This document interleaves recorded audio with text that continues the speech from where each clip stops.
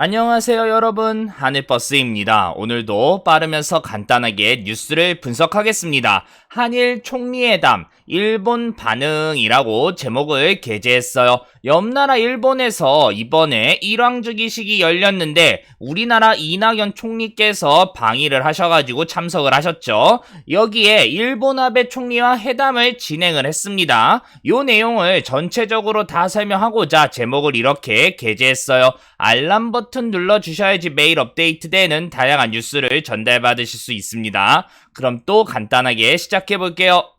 정말 다양한 영상들을 만들었습니다. 일본이 시작한 무역분쟁, 그리고 격화가 돼서 무역전쟁이 되는 과정, 그리고 양국 관계가 어떻게 완벽하게 얼어붙는지까지 다양한 영상을 통해서 말씀을 드렸죠. 일본 무역공격 긴급 중간점검이라는 영상을 통해서는 그동안 일본이 어떻게 무역 분쟁 그리고 공격을 가하고 있는지, 여기에서 어떤 문제점들이 발생이 되는지 조금씩 말씀을 드렸죠. 우리나라 반도체와 중요 산업 기반이 일본산에 어쩔 수 없이 조금 종속이 될 수밖에 없다라는 부분을 말씀을 드렸어요. 그렇기 때문에 이번 위기를 대기업들이 대비하지 못하고 극복하지 못한다라는 것은 넌센스다라고도 말씀을 드렸죠. 왜? 대기업들이 플랜 B, 플랜 C, 플랜 D 다양하게 다 준비를 해놨어요. 그러면 왜 이거를 딱 진작에 하지 않냐? 돈이 안 되기 때문에 안 한 거예요. 그거 왜 어떻게 흘러갈 수밖에 없는지 말씀을 드렸죠.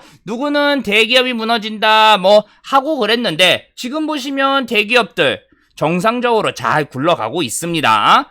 그리고 두 번째, 일본 여행 불매운동 성과란 영상을 통해서는 우리나라 국민들이 일본 아베 정권에 대해서 불매운동밖에 답이 없다라는 거를 딱 판단을 내리셨고 그대로 시행을 했어요. 그러니까 여기에서 어떤 파급 효과가 나왔는지 우리나라 기업들도 어쩔 수 없이 피해를 볼 수밖에 없다라는 이야기, 그리고 일본 관광지가 타격을 많이 받겠지만 일본 중앙정부는 타격이 약할 수밖에 없다라는 것까지 이야기를 했고 그대로 흘러갔습니다. 왜 그대로 흘러갔냐?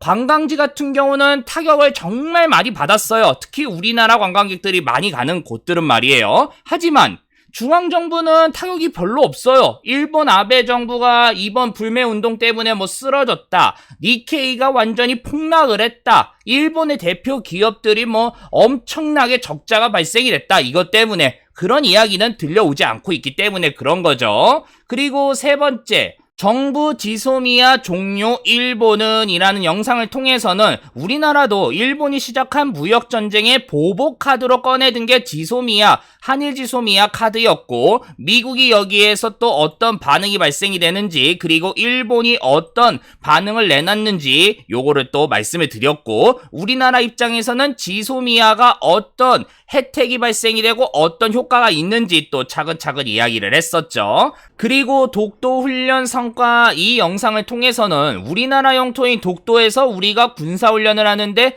왜 일본이 반발을 하는지, 우리가 우리 땅에서 훈련을 하는데 왜 우리는 일본의 눈치를 봐야 하는지 기가 막히지만 일단 말씀을 드렸죠. 요 영상 외에도 정말 많은 동영상들을 업로드를 했습니다. 그만큼 일본은 거리상으로는 정말 가까운 나라이지만 어떻게 보면 정말 먼 나라다라는 걸 우리가 겪고 또 겪고 계속 겪고 있다라는 증거이기도 했죠. 그렇지 않으면 영상이 많이 안 올라갔을 테니까 말이에요.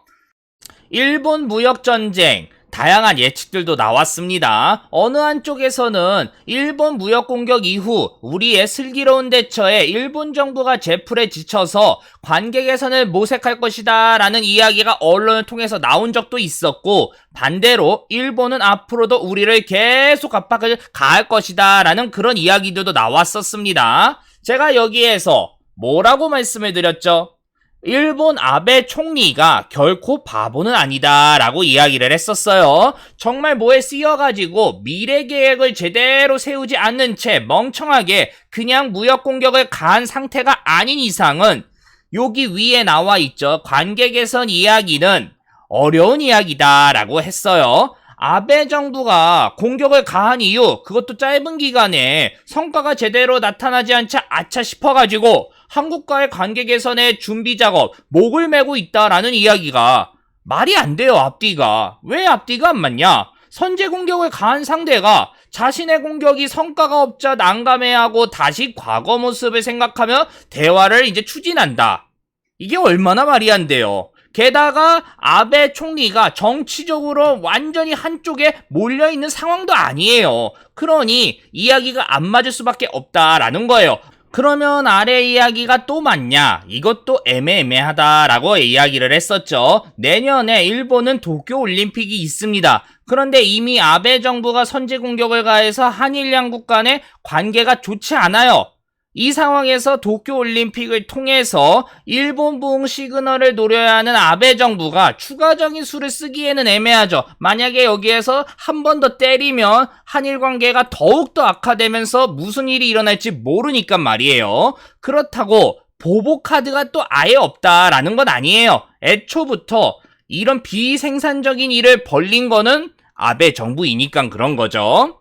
어쨌든 시간은 다시 흐르고 흘러서 이제 일본 반응을 볼 수 있는 기회가 생겼습니다. 아까 제목에도 언급을 했던 일왕 즉위식이죠. 천황 또는 일왕 두 가지 표현이 원래 있는데 대한민국 정부가 공식적으로 인정한 표현은 천황이에요. 하지만 지금 일본이 하는 태도를 보면 절대 불러주고 싶지 않기 때문에 언론들이 쓰고 있는 표현인 일왕으로 이야기를 하겠습니다. 그래서 이제 일왕 즉위식이 어떻게 이야기가 되고 있는지 정말 간략하게 이야기를 할 거고, 우리나라가 여기에서 왜 왔는지, 그리고 한일 총리 회담 언급을 하고 바로 핵심 내용으로 넘어가겠습니다.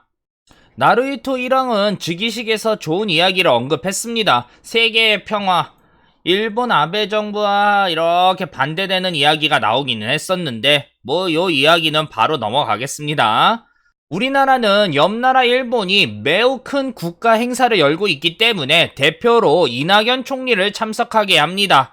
일부에서는 뭐가 이뻐가지고 우리가 축하까지 하러 가냐, 그냥 아예 대화를 단절하면서 계속 강대강으로 가자라는 이야기도 나오고 있는데, 아베 정부가 지금 하는 행동 보면 정말 그렇게 하고 싶지만 만약에 이렇게 했다가는 아베 정부가 이거를 빌미로 또 우리나라를 어떻게 해서든지 압박을 넣을 수도 있기 때문에 정부 입장에서는 큰 흐름을 위해 가지고 최소한의 움직임을 보여줄 수밖에 없게 된 겁니다. 그리고 어차피 가는 거 한일 관계를 그나마 풀자라는 계기로 이용을 합니다.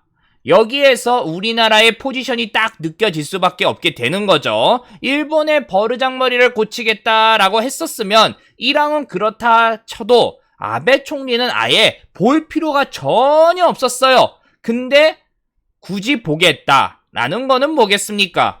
기분 진짜 나쁘지만 아쉬운 쪽이 먼저 움직일 수밖에 없다라고 우리가 해석할 수밖에 없는 거죠. 그렇기에 일왕 즉위식이 어쨌든 끝난 후 한일 총리 회담이 진행이 됩니다. 이게 오늘 이야기의 핵심 포인트가 될 수밖에 없어요. 우리나라는 대화를 하겠다라고 시그널을 다시 한번 던진 건데 일본이 여기에서 어떤 대응을 내보낼지 그 반응을 우리가 적나라하게 볼 수 있기 때문에 그런 겁니다. 어디 언론에서는 우리나라가 보낸 문재인 대통령의 친서가 눈길도 주지 않고 아베 총리가 진행을 하면서 굴욕을 받았다라는 이야기에 그냥 아예 무시했다, 다양한 이야기들이 나오고 있는데 저는 일단 나와 있는 팩트로 중립적으로 이야기를 하겠습니다. 우리나라 이낙연 국무총리와 일본 아베 총리가 일본 총리 관저에서 회담을 갖고 양국 관계 악화를 더는 방치할 수 없다는 데 의견을 같이 했다라고 하고 있어요. 당연히 이게 좋아야 할지 나빠야 할지는 애매한 거는 어디까지나 의견에 그치기 때문에 그런 겁니다. 그리고 우리나라 이 총리가 양국 현안이 조기 해결되도록 노력하자라는 취지를 담은 문재인 대통령의 친서를 아베 총리에게 전달했다라고 하고 있어요. 당연히 이 친서가 먹혀들어서 아베 총리가 그래 우리 화해하자라는 거는 정말 어렵다라는 거를 앞에 말씀을 다 드렸죠. 그리고 아베 총리는 한국 대법원의 강제징용 배상 판결과 관련해서 한국이 국제법을 어기며 양국 관계의 기반을 근본부터 무너뜨리고 있다라고 강하게 비판을 해서 우리나라의 책임을 돌렸다라고 하고 있어요. 이 부분을 조금 설명을 하고 싶은데 만약에 설명을 했다가는 정치적인 이야기를 엄청나게 할 수밖에 없어요. 양승태 전 대법원장까지 다 이야기를 꺼내야 되기 때문에 그렇기 때문에 제 방송은 중립을 모토로 하고 있기 때문에 저는 과감하게 그냥 패스를 하겠습니다. 그리고 이야기를 좀 더 넘어가 볼게요. 이번 회담은 대법원의 강제징용 판결로 양국 간 경색 국면에서 대화 국면으로 전환됐다라는 점이 의미가 있지만 갈등을 촉발시킨 강제징용 문제에 대해서는 여전히 간극이 큰 것으로 확인이 됐다라는 거예요. 그러니 아베 총리는 이거를 좀 해달라라는 우리는 요게 목적이다라고 했지만 문재인 대통령은 이거를 그대로 일본이 원하는 대로는 해줄 수가 없기 때문에 앞으로도 간극이 클 수밖에 없다라는 거죠. 그러면 이제 핵심은 뭐겠어요? 일본의 요구 조건은 여전히 변하지 않았다라는 점이에요. 우리가 그나마 대화 시그널을 일본에 이렇게 던졌는데 여전히 자신들이 원하는 주장만 계속하고 있으니까 말이에요. 최소한 의미 있는 대화가 있었거나 아니면 긍정적인 시그널을 언론에 조금이라도 유출을 하면서 던져가지고 여기에서 언론들이 야, 한일 관계가 조금 풀리려고 하는구나 라고 확대 해석을 하는 그런 기사가 나왔어야 되는데 그것조차 없으니까 말을 다 한 겁니다. 우리도 친서를 들고 갔는데 아베 총리의 친서 답방을 받아오던가 아니면 이에 준하는 뭐라도 가지고 왔어야 되는데 그게 하나도 없고 대화 립서비스만 있으니까 이런 이야기를 하고 있는 거예요. 간단하게 정리를 하자면 아베 정부는 한일 관계 악화를 단기간에 끝낼 생각이 전혀 없다라는 거예요. 우리가 열심히 불매운동을 한 성과가 분명히 있었는데 아베 정부는 여전히 그걸 우습게 여기고 있다라는 거죠. 우리나라 불매운동에 관련된 다양한 지자체나 기업들은 계속 피해를 봐가면서 비명을 지르고 있지만 일본 아베 정부가 비명을 지른 건 아니기 때문에 그런 거죠. 그래도 할 수 있는 만큼 일본 불매운동을 계속해야 된다라고 말씀을 드렸죠. 우리나라 기업이 피해를 보는 거는 어쩔 수 없이 감수를 해야 된다. 왜?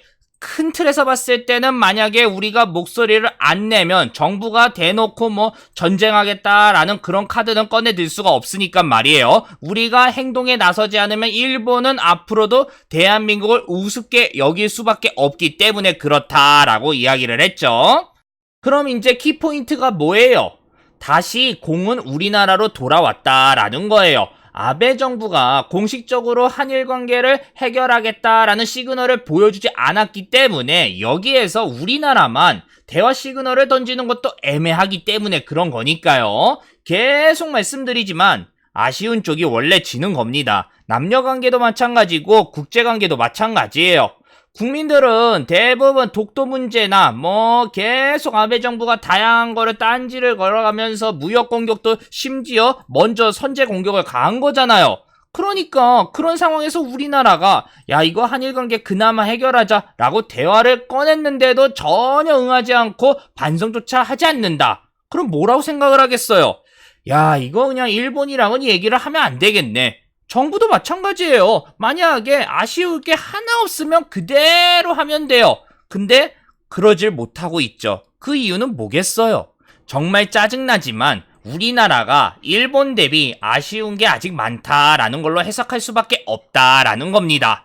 그러면 이제 향후 또 어떻게 흘러갈 거냐? 현재 한국과 일본 정상이 그나마 만나서 이렇게 조금 풀 수 있는 계기는 총 3개가 있어요. 첫 번째, 아세안 플러스 3, 아니면 에이펙 2019, 아니면 계획이 지금 준비가 되고 있는 한중일 정상회담, 요 자리에서 말이에요. 무대는 깔려 있고 항상 여기에서 우리나라는 문제를 해결하려고 노력을 하고 있는데 일본이 과연 어떻게 나올 거냐라는 키포인트가 이제 계속 우리가 이렇게 볼 수 있다라는 거죠.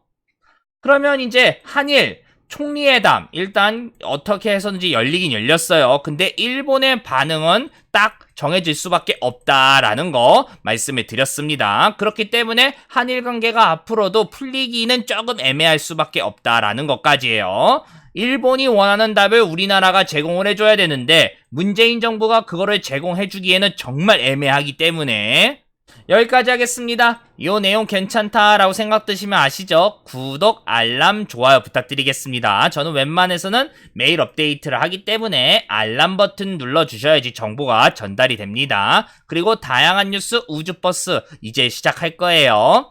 감사합니다.